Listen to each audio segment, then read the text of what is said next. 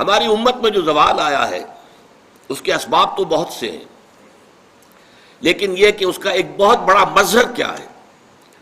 وہ یہ ہے کہ ہماری امت کی عظیم اکثریت یہ سمجھتی ہے، مانتے تو ہیں جنت کو، دوزخ کو، محاسبہ اخروی کو، لیکن یہ کہ سمجھتے ہیں کہ جب ہم مومن ہیں، جب مسلم ہیں تو مومن ہیں تو نجات تو ہماری ہو جانی ہے۔ یہ تصور جیسے یہود میں عام ہو گیا تھا، لن تمسنا النار الا ایاما معدودات یا معدودہ، دو جگہ قرآن میں یہ مضمون آیا ہے، ہمیں تو آگ چھو ہی نہیں سکتی مگر گنتی کے چند دن۔ تو ہم بھی کہتے ہیں ہمارے شاعروں نے اس تصور کو اتنا بڑھایا ہے، اسیاں سے کبھی ہم نے کنارہ نہ کیا، پر تو نے دل آزردہ ہمارا نہ کیا، ہم نے تو جہنم کی بہت کی تدبیر لیکن تیری رحمت نے گوارا نہ کیا۔ یہ قرآن مجید کے مطابق تو یہ بات صحیح نہیں ہے، جہنم کی تدبیر کرو گے تو جہنم ہی میں جاؤ گے۔ اللہ تعالیٰ زبردستی کسی کو جنت میں داخل کرنے والا نہیں ہے، اور جنت کا معنی ہے تو محنت کرنی ہوگی، اس کے لیے محنت اور مشقت کرنی ہوگی، اس کے لیے ایمان اور عمل صالح اور تواصی بالحق اور تواصی بالصبر کے تقاضے پورے کرنے ہوں گے۔ لہٰذا یہ ہمارے ہاں جو اللہ تعالیٰ کی صفت غفاری اور اللہ تعالیٰ کی صفت رحیمی کا حوالہ جو ہے دے دیا جاتا ہے، ما غرک بربک الکریم، ایک مرکزی مضمون ہے یہ اس سورت کا جو آخری پارے میں ہے، سورۃ الانفطار۔ تمہیں کس چیز نے دھوکے میں ڈال دیا اپنے رب کے بارے میں؟ وہ کریم ہے، رحیم ہے،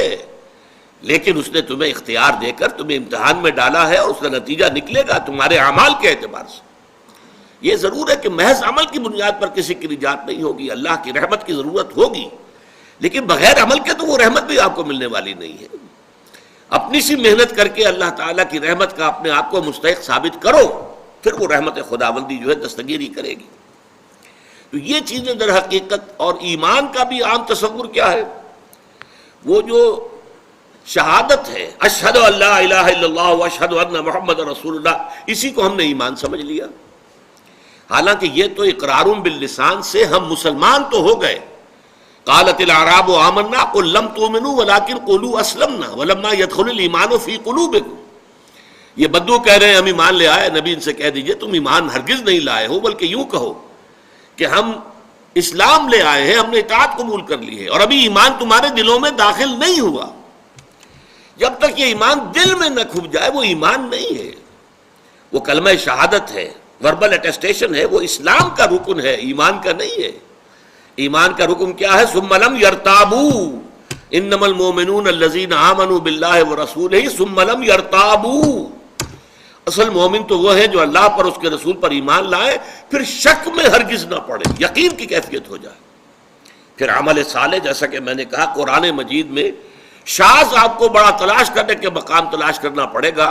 جہاں کہ ایمان کے ساتھ عمل صالح کی شرط موجود نہ ہو، وہ لازم و ملزوم کی طرح ہوتے ہیں۔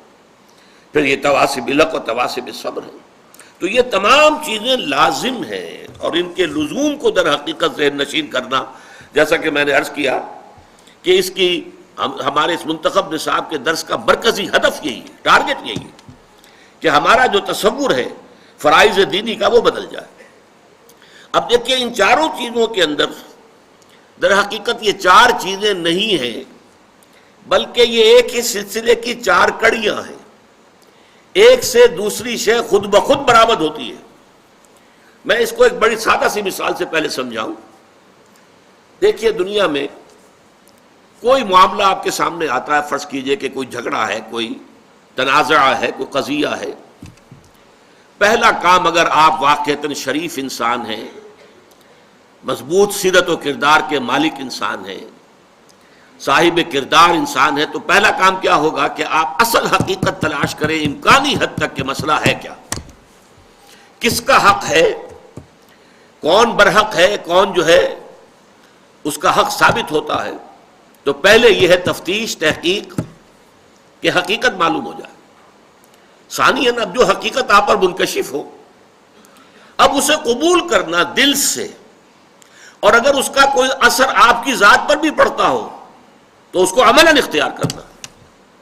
فرض کیجئے کہ اس معاملے میں کوئی ایسا پہلو نکل آیا ہے جس کی زد خود آپ پر پڑ رہی ہے، تو اس لیے کہ مجھ پر زد آ رہی ہے یا میرے والدین پر آ رہی ہے، میرے رشتہ داروں پر آ رہی ہے، اگر غض بصر کریں گے، صرف نظر کریں گے تو معلوم ہوا سیرت اور کردار نام کی کوئی شے نہیں ہے، پھر بودا انسان ہے، کوئی حیثیت نہیں۔ جیسے کہ قرآن مجید میں سورہ نساء میں فرمایا گیا، یا ایھا الذین آمنوا کونوا قوامین بالقسط شہداء للہ ولو علی انفسکم او الوالدین والاقربین، اے ایمان والو کھڑے ہو جاؤ عدل کے علم بردار بن کر، اللہ کے لیے گواہی دینے والے بن کر،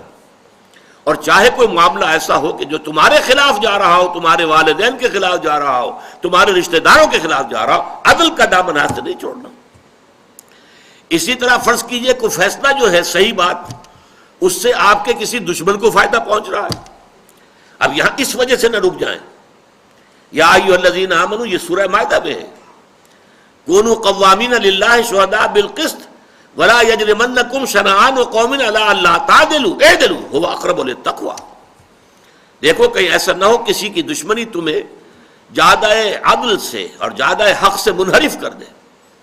اس لیے کہ دشمن کو فائدہ پہنچ رہا ہے تو یہ بات میں کیسے کہہ دوں؟ نہیں، دشمن کو فائدہ پہنچ رہا ہو یا اپنے کو نقصان پہنچتا ہو، جو حق ہے اسے بیان کرنا ہے اور اسے قبول کرنا ہے، اگر واقعی سیرت و کردار کا حامل انسان ہے۔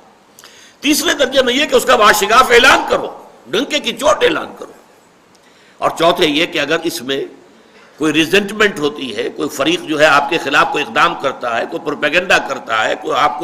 آپ کے خلاف جو ہے کوئی اور ایسی تدبیر کرتا ہے جس سے نقصان پہنچ سکتا ہے، تو ڈر کر خاموش نہیں ہو جانا، بلکہ یہ کہ وہ سارے خطرات کو برداشت کرتے ہوئے مردانہ وار جو حق بات ہے اسے کہنا ضرور ہے، اور اگر اس میں کوئی تکلیف آ رہی ہے تو اس کو جھیلنا ہے۔